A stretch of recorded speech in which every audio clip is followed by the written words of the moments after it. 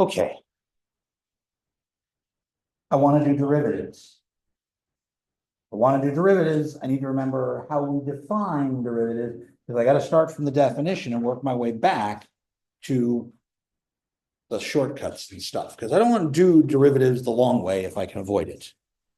But let me go back to what that was. What was our original definition for a derivative?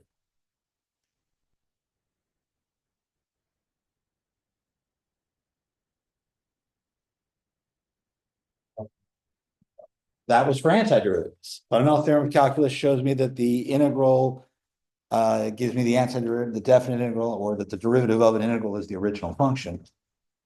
But there was a definition for f prime of a. Again, this is towards the end of chapter 2, back at the beginning last a year ago, if not more.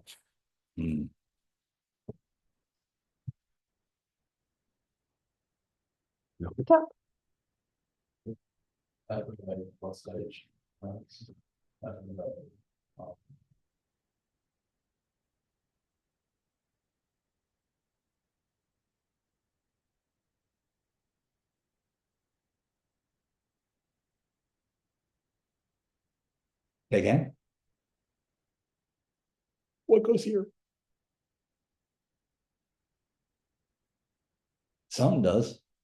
Yeah, you're looking at this like, nope. Yeah. Limit as h goes to 0. We're getting closer to a, and as long as this limit exists, we have a derivative. So this is why I had to do limits on Wednesday to be able to understand this today. Because now I want to try and define the same thing. My problem is this. H. H itself is a single value because we only have two ways we can approach the value A. We can approach from the left, we can approach from the right, that's it. Because I'm in one dimension here.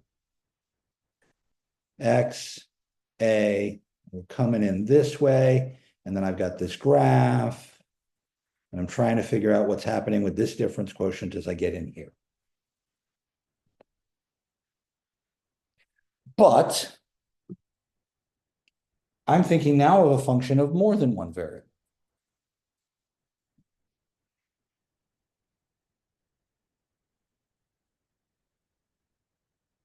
So here's an example.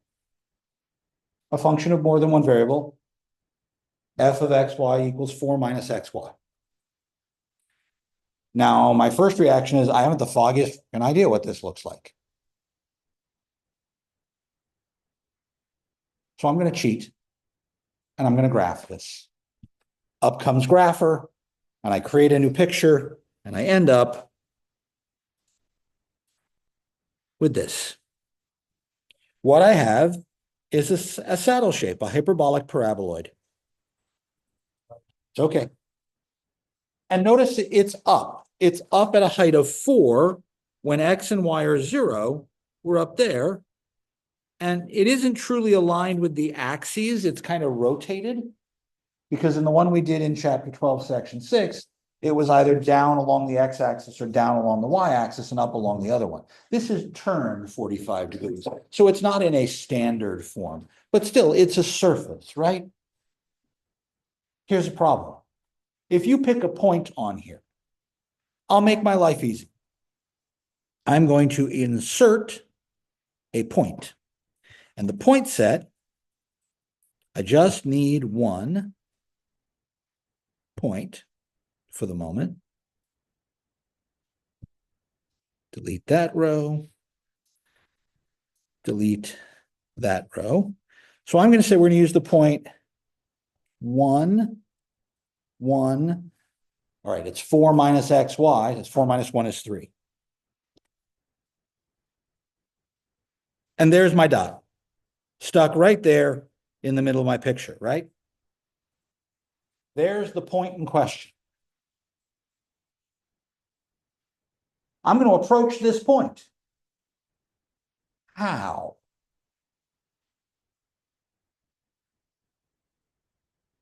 if I want to try and do that same limit definition idea, I have to have the limit as we approach this point. Uh-oh. From what we saw on Wednesday, from the homework you guys just gave me, limits are really nasty because I can approach it any different way I want. I'm going to take that away from you. I'm going to make it easier. Let's fix a direction to come in. Let's make an executive decision here. And I'm going to change the way we do this. And in order for me to figure out what's going on at the point,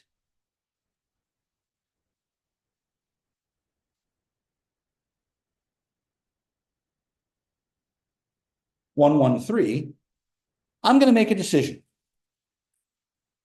And I'm going to say that we can think of our function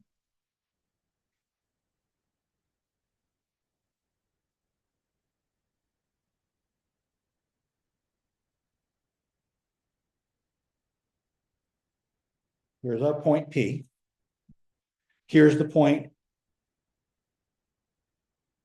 1, 1, 0 down here in the XY plane.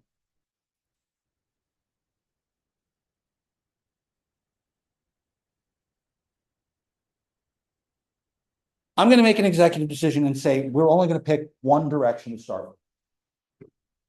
So why don't I do exactly what we did in one dimension? And I'm going to approach from the left and the right. But here is the x-axis. We'll use that direction.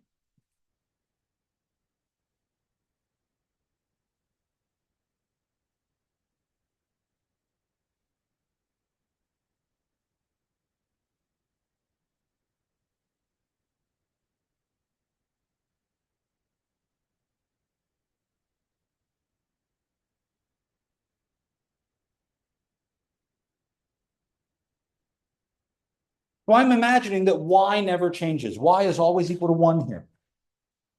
And we're going to approach in a direction parallel to the x-axis.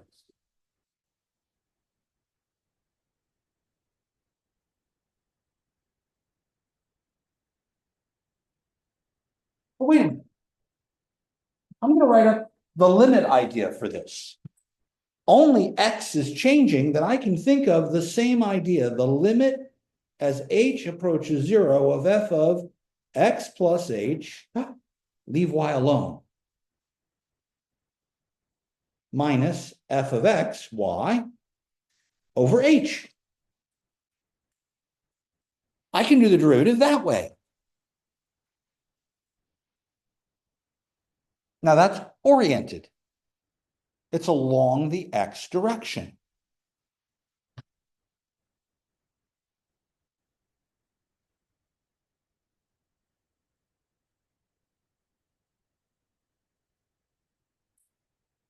Y is fixed.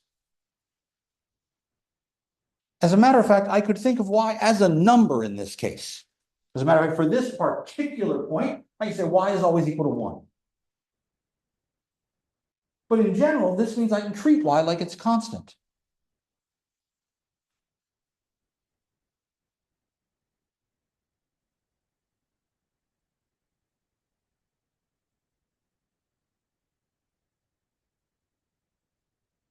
So let me think of my function for a moment. F of xy was 4 minus xy. What's the derivative of 4?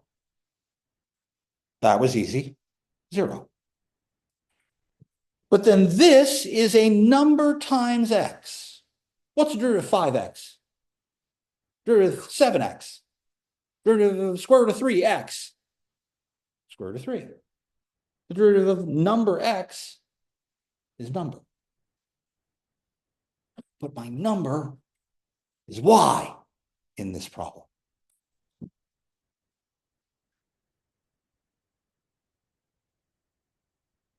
That's the derivative in the x direction. Remember, That's along that line. Those arrows are coming in parallel to x. This is an oriented derivative. Since it's in terms of x and only x is changing, I'm going to think of this as a derivative with respect to x. But there are more than one variable here, so it's not really the whole derivative, it's only part. So we're going to call this the partial derivative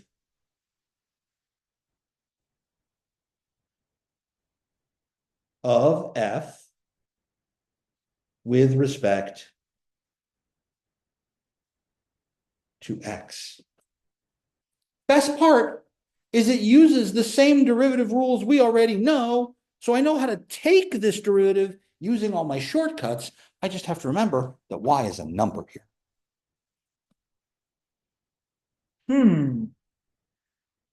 I need a symbol for this.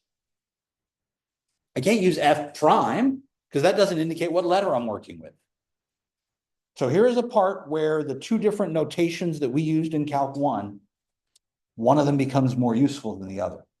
F prime only really makes sense when there's only one variable involved. Now that I have two, I'm better off using that Leibniz notation where I write df dx. So back in Calc 1, we wrote f prime of x or partial df dx, and that indicated which one we were doing. Here, if I have a function of xy, I don't want to write f prime of xy because I don't know what that means. Instead, I can write f sub x for my derivative in x. That notation always makes me a little twitchy. I don't like it very much. I prefer to use this notation, the Leibniz notation, that quotient. But I need to change the d to remind myself that this is a function of more than one variable. So we're going to write this kind of backwards looking 6. It's a funky looking d. It's called, surprising, I hope nobody, the partial symbol. Partial of f with respect to x. And just like we wrote this as an operator, we can also write the partial of x of f, like that. This notation is actually my favorite one because we see that it works on f. It's an operation. And I promise there's a reason I like that one. It isn't just for shits and giggles. We'll get there.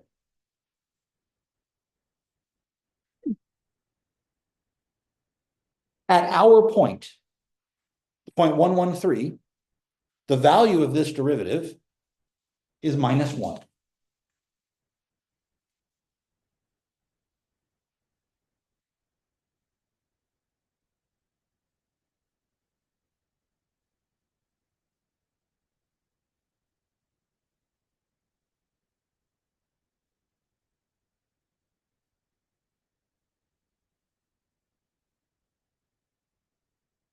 Make sense?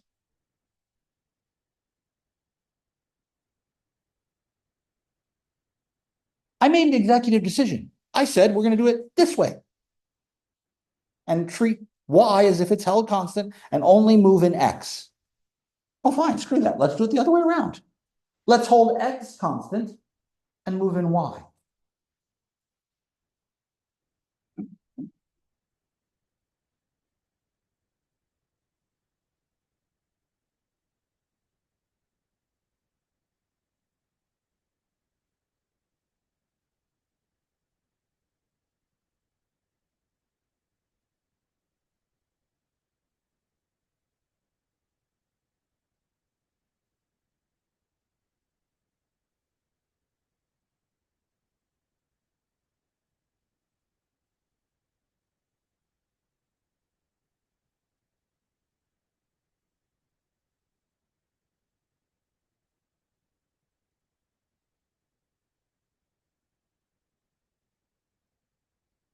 So now I get this limit.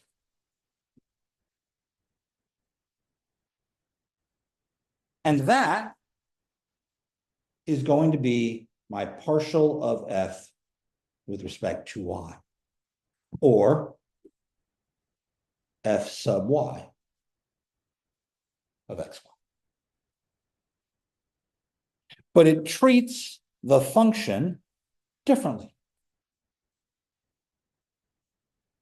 Again, with my example.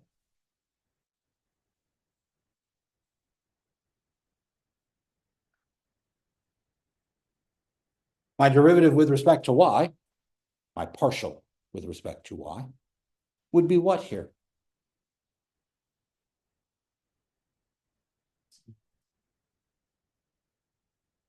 Before I plug in the point, it'd be negative x. Because I'm taking the derivative of derivative of y is 1, minus x is a constant, derivative of 4 is 0. And so at my point, fy of 1, 1, I get again negative 1. Went off the bottom of the screen there. So right now I have two derivatives. I have the derivative in x, I have the derivative in y. Because I've got two variables, that makes perfect sense. If I had more variables, I'd have more derivatives. Works the same way. Best part. All the derivative rules we already know and love still work. Product rule, quotient rule, sums, differences, trig functions, they all work the same way. With one exception, and we'll get to that later, the chain rule is going to piss me off. We'll hold on to the chain. Questions? Yes, ma'am. So what's going on is the axis with x and y both be constants? Yes. If I'm moving change in z, then I'm holding everything else like it's a constant. I'm only moving this way, right? Even if I'm in 3 dimensions and I'm holding change in x, then I'm holding y and z constant, right? I'm only allowed to move in a line parallel to that direction. More questions?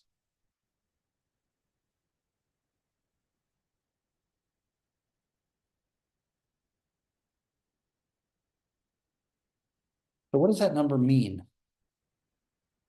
My derivative is negative 1. So what? What's it mean?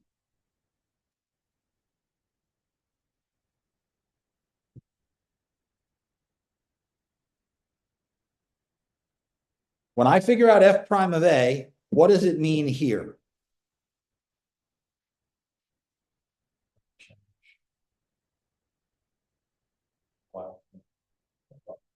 Right, the change in y compared to x. And on this picture, we would draw what? A tangent line. So somehow, that number should still be the slope of a tangent line. Huh?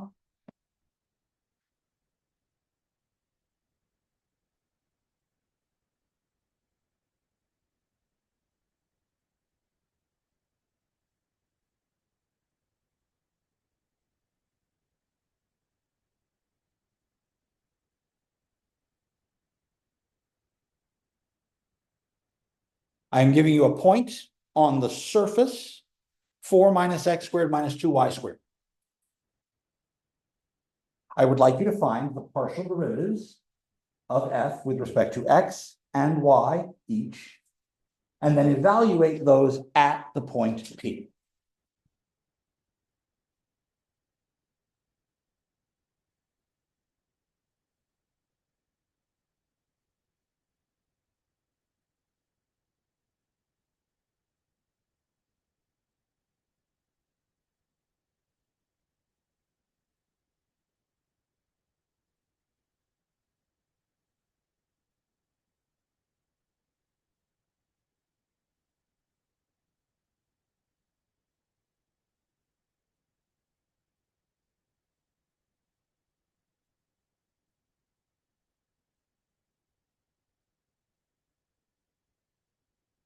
Fortunately for me, this particular graph is a shape I recognize.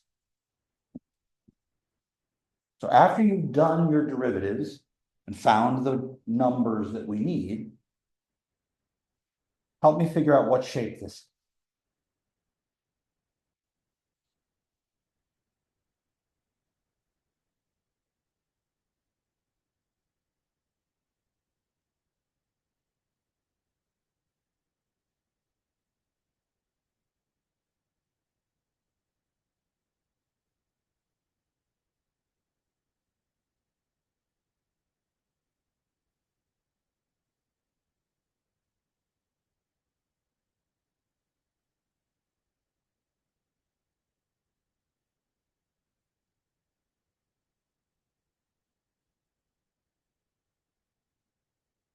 shape part's probably the hardest bit. What are your partial derivatives? So I should have a partial with respect to x and a partial with respect to y.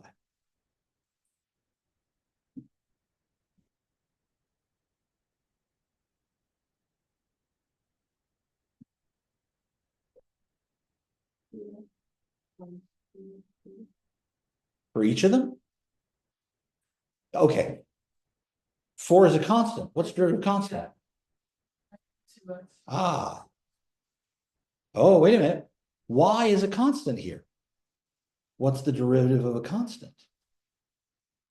The derivative of 4 is 0. The derivative of this piece with respect to x is also 0. 2y squared, y is a number. Derivative of a number is 0. So over here, the 4 goes to 0. The x squared goes to 0 because I'm working my derivative in y.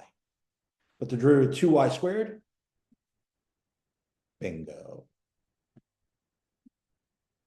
Negative 2y squared gives me negative 4y, which means I end up with the values at the point where x and y are 1.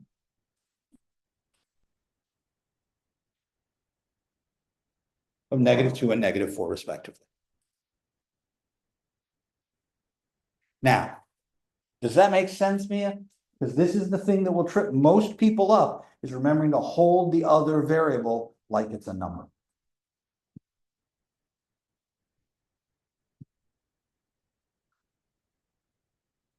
What shape is this?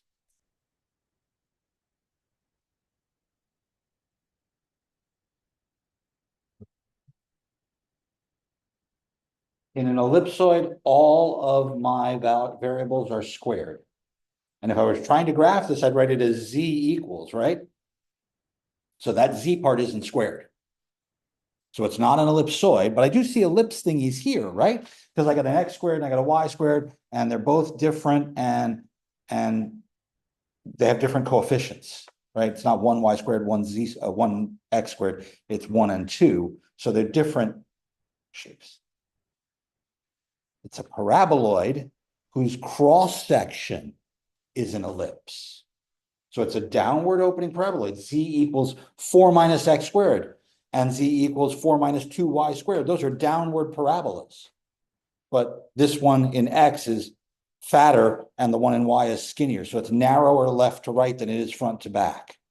We could actually graph this here in Grapher. So let's get rid of that point for the moment. Let's go back up here and we'll change this equation to be 4 minus x squared minus 2y squared. Okay, there we go. I see it's wider in the one direction than it is in the other. Okay, I'll buy that. And our point, we now have to edit the point, show that it's 1, 1, 1. And then we see that that point is actually on our set, right? Now, it's pointed out at U, so the point is forward and left and up 1 unit, yes? I happen to have brought this paraboloid with me.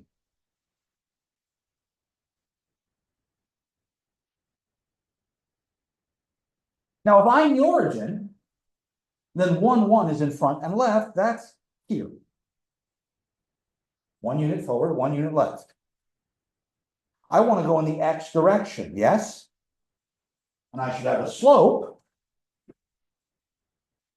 of -2. That means at this point, a line going in the x direction should be going down. At this point, a line going in the x direction should go down.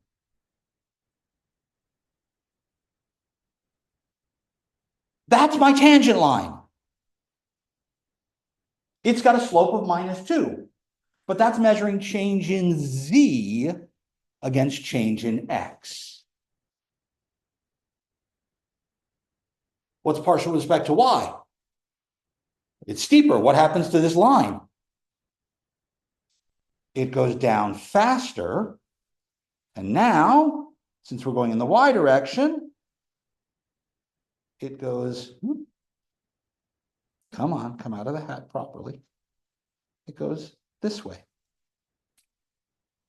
Left to right, or in my case, right to left, because we're going out the y-axis, and the y-axis to my left.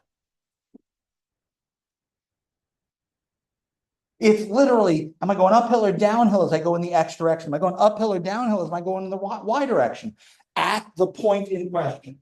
I did this particular example specifically because it appears on page 915, and we see the cut, this curve C. Blow this up a little. There's this curve C.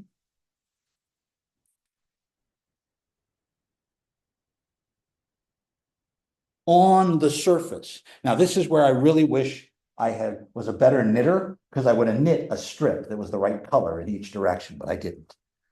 So this is my third knit project ever, so come on, we'll cut me some slack here. That curve is on our surface, and there's the tangent line that's tangent to the curve, exactly the way we want it, and the slope of this as we go forward is -2. And here's the one I'm going in the y direction. X is held fixed. That slope right there is -4. But it's -4 because I'm going in the positive y direction. Now, in one variable, we thought of the curve as we went from left to right, right? We're moving up and down. Oh, we're going from left to right. I get it. We're going up, but we're going down. Well, now I have to think of it. I'm going forward in the x direction. I'm going forward in the y direction, up or down. Now that meant on my saddle shape, the example we did earlier, both of those partial derivatives were -1, which meant if I went this way, I was going down. If I went this way, I was going down. But that's because the saddle went down in this direction at 45 degrees, and both of those were downhill slightly. If you go back and change the picture back in Grapher, you'll actually be able to see that at that point.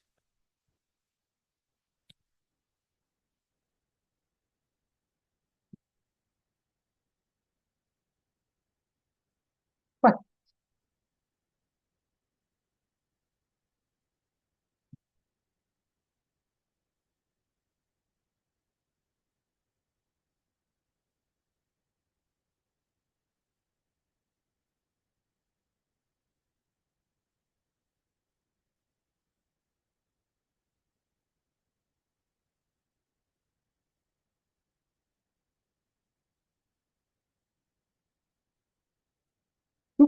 You zoomed in still.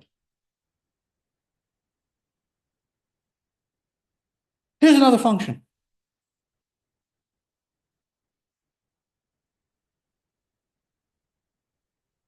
Now, I did say I was going to have some issues with the chain rule, but the issue I have with the chain rule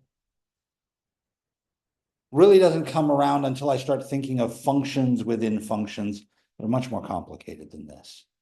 So I'm going to hold off on saying that this is crazy, but let's treat this just like the chain rule. If I'm taking my derivative with respect to x, this is cosine of ugly junk.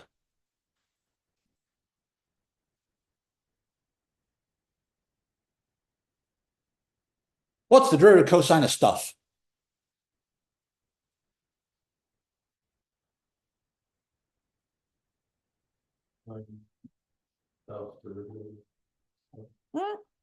Almost. It's not sine of, negative sine of. So it's negative sine of stuff. And then I hear in the back of my head the infomercial voice, but wait, there's more. What more? I got to take the derivative of the stuff. Y is a number. Derivative of a number is 0. So even if I do the quotient rule, because it's a quotient in there, 0 times 1 plus x minus the derivative of the bottom times the top over the bottom squared.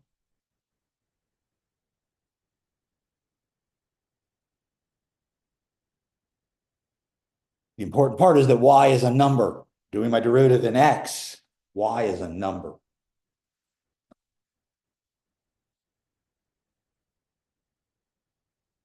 That takes some getting used to, so think about it for a minute and talk to me. It's a bunch of scrunched eyebrows and squints and like, I agree with you. It's going to take some thinking about.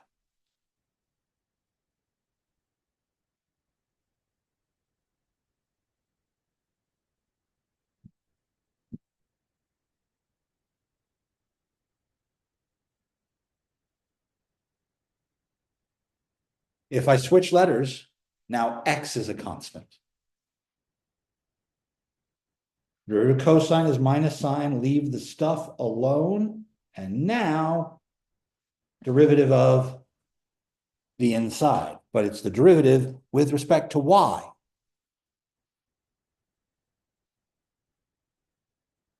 Say that louder, Ben.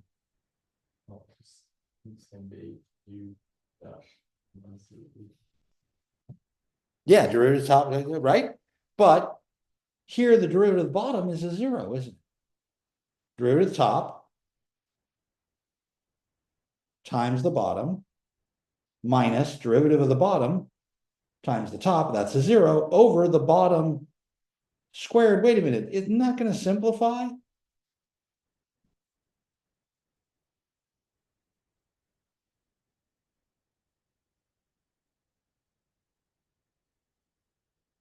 If I think of that as like y over 5, then the derivative would just be 1/5. It's y over a number, so the derivative is just 1 over the number. I don't actually have to do the quotient rule in that case.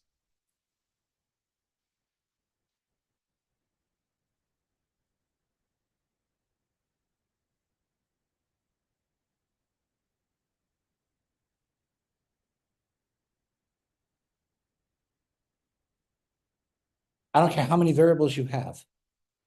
I don't care what sort of combinations you have. The idea works the same.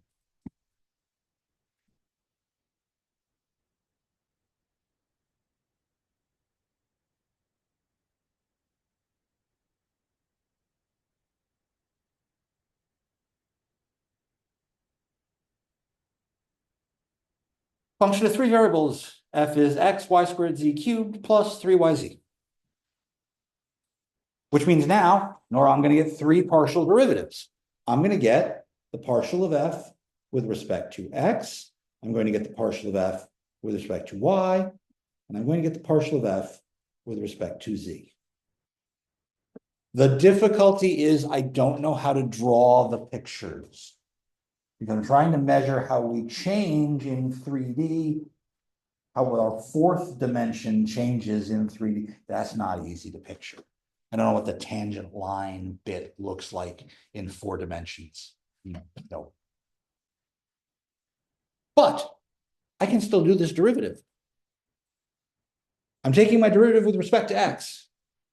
What's the derivative of x here? 1. But these are numbers, right? Number x is just numbers. So I get y squared z cubed plus, that's just a number. So its derivative is 0. There's no x's in it. I'm only doing my derivative for x. Everything that's not an x is a number. Down here, when I do my derivative in y, everything that's not a y is a number. So this is number y squared. What's the derivative of y squared? So I'll write down the 2y, and then I'll write down all the numbers. You could put the 2y in the middle. It won't matter to me. If you want to write x 2y z cubed, that's fine. You want to put the 2 in front and leave the y in the middle, it doesn't matter. You're multiplying. The mixing up is perfectly fine. Here, 3yz. 3 and z are numbers. Derivative of y is 1. So this is 3z. Helps if I draw a 3 properly. And when I do my z derivative, same deal.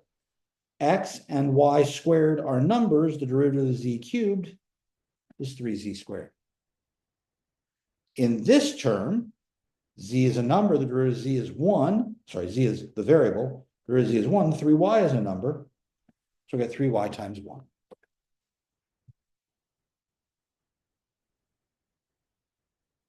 You could have 4 variables, 5 variables, 6 variables. You could have 27 variables. I don't know what you'd use that for, but you could. No, it's 29 variables. One of my graduate school cohort was working in modeling systems of chemical equations, chemical processes that happened in the liver. And he found 29 distinct chemicals he needed to keep track of. And so he made a set of 29 equations in 29 variables to model the behavior of his liver system. And then those turned out to not just be regular equations, they turned out to be equations with derivatives of them. They were partial differential equations. It turned out that not only did Jason's system work, he was able to physically build it. And he could take blood from a person, put it into this device, and the device would act artificially as a liver and purify the blood like a dialysis machine does with kidney function. He built a liver device. It was about size of a Coke can. He was working for the University of Pittsburgh's biomathematics department at the time, so they own it, but it's there. It saved 4 people's lives while they waited for liver transplants. I'd love to tell you this is useless. It isn't.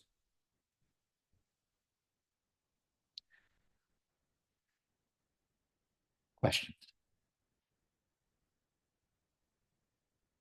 This is like, you might be aware of, but the second, like, so for the top one, Mhm. sorry, This derivative. yeah, it's zero because there's no x value in the, yeah, okay. There's no x's here, so that's a constant. The derivative of every constant is 0.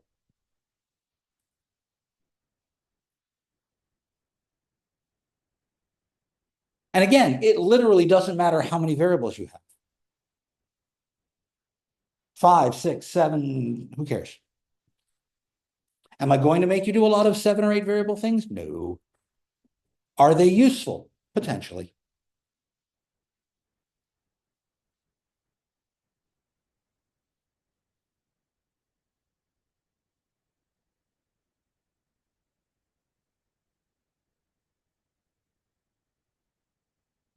So this time, I don't have z as a function of x and y. What I instead have is an implicit function. Oh, crap. Wait a minute. Implicit functions. I want to think of z as if it was a function of x and y, but I didn't write it separately. As a matter of fact, it's very difficult to separate this. This equation gives me a really, really, really weird looking shape. You can still graph this in our grapher, and you'll see how twisted and working back on itself it is. So if you try and write this as z equals, it's going to be a really ugly thing. So we're not going to do that. But if I want partial of z with respect to x, then everything up there should be a variable that isn't an x. But wait a minute. I've got z in here, and z has x's inside it. We did this implicit derivatives in chapter 3 back in Calc 1, so I remember doing this before, even though it's been a long time. I should still be able to do it the same way. How did we do that back then? Every time we encountered a variable that had stuff hidden in it, we added the derivative because of the chain rule. So what I'm going to do is I'm going to take the derivative of all of these pieces. Like x is my only variable, but z has x hiding in it. So what's the derivative of x cubed? X cubed. Right.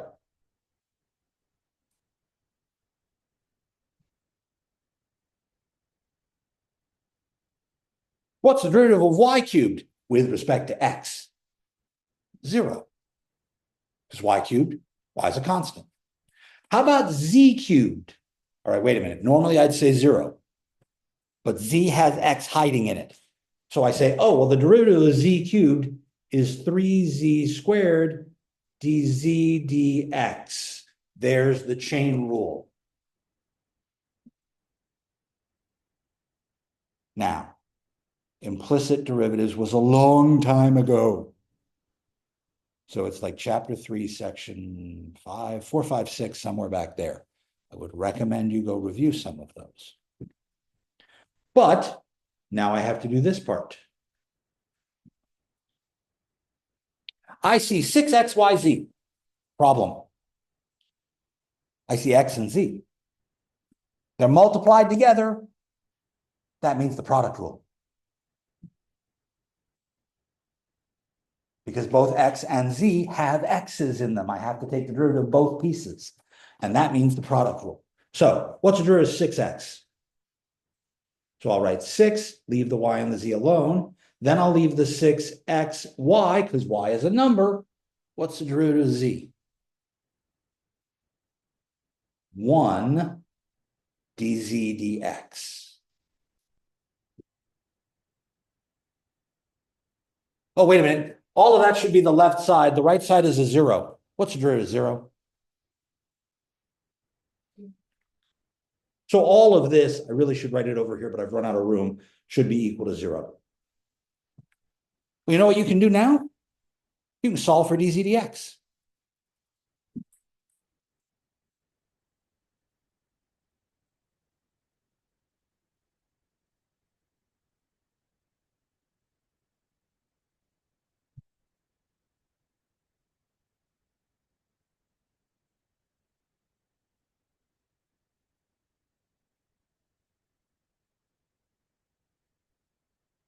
Factor that out.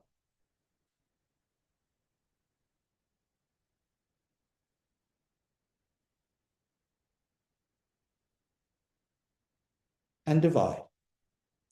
I get dz dx is minus 3x squared minus 6yz over 3z squared plus 6xy.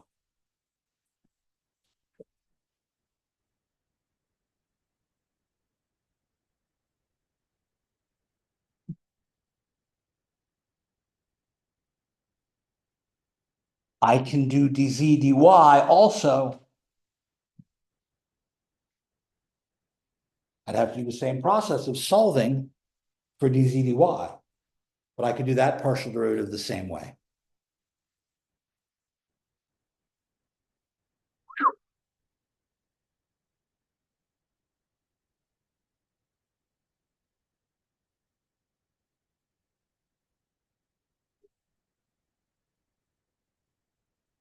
I'm sorry? Like, say, you have, only have one of those partial derivatives, and you have to like divide. Well, then I take everything that doesn't have a partial derivative, put it on the other side, and then divide by the coefficient of the partial derivative. Keep all the partial derivative pieces on one side, put everything else on the other side, and then divide out so that you left the partial derivative alone. Need multiple partial derivatives on one side, Well, I did here, didn't I? but different, These have different coefficients. I mean, like the, I only took ddx on all the parts, right? I decided I was going to do the derivative with respect to x, so I only took the derivative in one variable. So I can't have a ddx on one side and a ddy on the other side. I have to do the derivative in one variable across the board.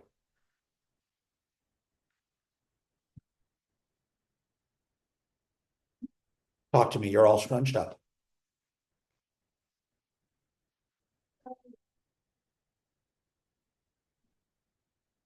You said, okay, would the question ask, like, find dz dx? Okay, Yeah, find the derivatives. Find the first partial derivatives. Because these are, I took the first derivative, right? ddx of everything.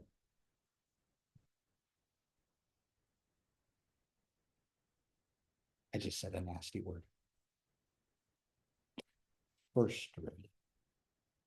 And if I did first derivatives, That means there's more.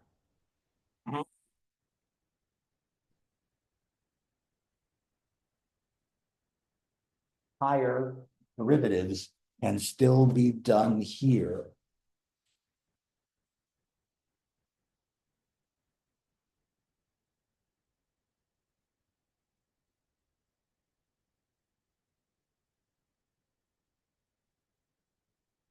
I knew second derivatives, I knew third derivatives, I knew fourth derivatives. It's gonna get ugly fairly quickly. Let me do a small example.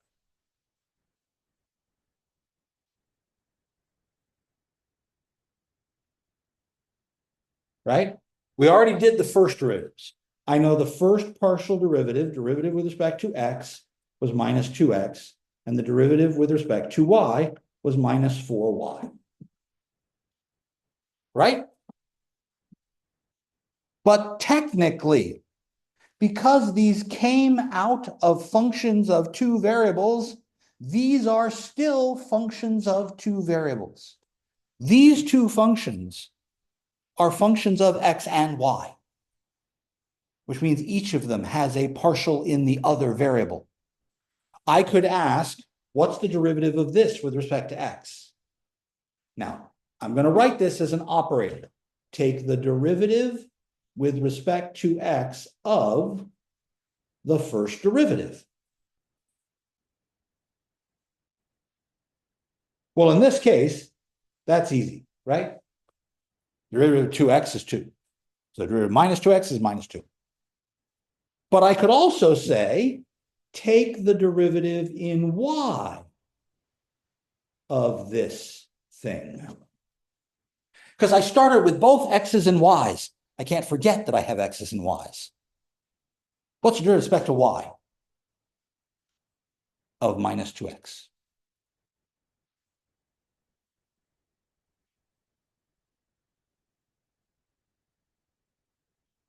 With respect to y. That's correct. That is absolutely correct. That derivative is 0. Now I can do the same thing over here. I can say I've got the derivative with respect to y. I can take the derivative with respect to x. I've got the derivative with respect to y. I can take the derivative with respect to y again. So I end up with 4 second derivatives. Not 1, not 2, but 4. What's the derivative of minus 4y with respect to y? With respect to y. With respect to x, it's 0. Now, the important thing to remember is that the way I wrote it over there on the left, right? Derivative with respect to x of the derivative with respect to x. I'm going to combine these, and I'm going to write this as the second derivative of f with respect to x twice. Down here, I'm going to write this one as the second derivative of f with respect to y twice. But these, the order matters. So this one, we did x first, then we did y. So I would write the second derivative of f. X first, then y. X is on the right, y is on the left, because we're going this way. I did the inside and then the outside, right? I did the inside one first. And then I do the outside one. And then this one up here, this is the second derivative of f, but it's y first, then x. If you use the subscript notation, this would be fx, and then I took the x derivative. So it would be fx, and then I take the x derivative. This would be fx, and then I take the y derivative. This would be fy, and then I take the x derivative. And this one would be fy, and then I take the y derivative. So on this notation, we go this way. And on this notation, we go the other way. Isn't that as annoying as hell? Something important to note. Fxy and fyx are referred to as mixed partial derivatives because we're mixing the letters on the bottom, right? One of my most favorite results in all of calculus, Clairaut's theorem.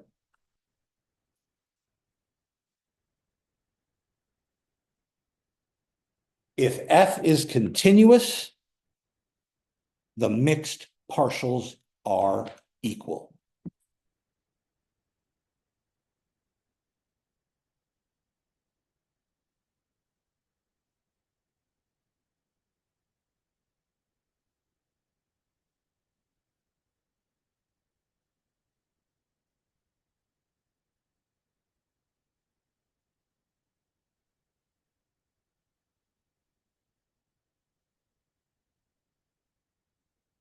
By the way, this is still true in 3 variables. This is still true in 4 variables. This is still true in however many variables you want. Mixed partial derivatives for continuous functions are always equal.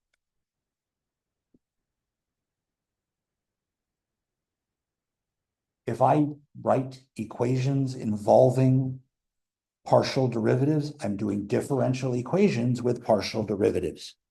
We did differential equations at the end of Calc 2 for just a little bit, right? Chapter 9-ish. The techniques for partial differential equations are much more complicated, but they govern the fundamental properties of the universe. The wave equation is a partial derivative equation. The heat equation is a partial derivative equation. The Laplace equation is a partial differential equation. All of those are examples in the last page of the text section. But I still want to be able to understand more of what's going on here. Because right now I'm only doing derivatives in one pair of directions. And there are lots of other directions. How do I do those? And what do I have to do when I deal with the chain rule in more situations? And that is for next week. So I will see you all on Monday. I hope you have a wonderful weekend. And thank you for indulging me for the extra couple minutes. Yes, ma'am. About what? One of the other. Yes. What was the other thing?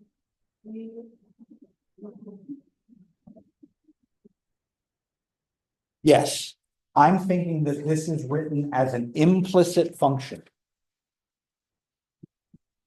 Right?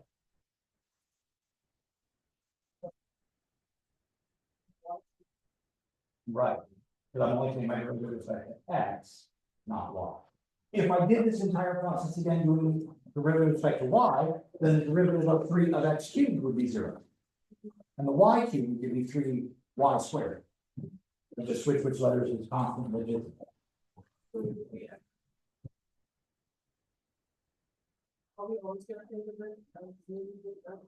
Yes, when it's written implicit, with all of the functions and variables mixed together, we'll be thinking of it that way. But notice that that is not the same as this, right? Because this had the explicit function thing next to it, right? This is implicit. This is explicit. I said function equals. That's explicit. Here I just said giant equation equals 0. That's implicit. Well, if I didn't have any other number, I'll just put the number on the other side and then it'll be equal to 0. It's almost always easier to make it equal to 0. But if I have it equal to a number, what's the derivative of a number? So this side will still turn out to be 0, won't it? So, is it gonna say take the derivative, or is it gonna say take the derivative with respect to that? Well, if it says take the derivative, I have a problem because I don't know which one to take. So it's got to tell me either which one to take, or it's going to say take the derivatives. And then I have to do them both.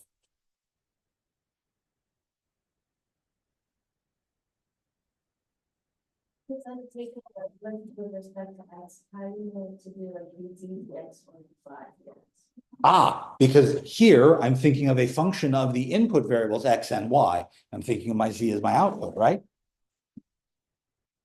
So the other way I could do it is I could say, oh, well, maybe y is a function of x and z. What happened, like, No, we're going to give this to you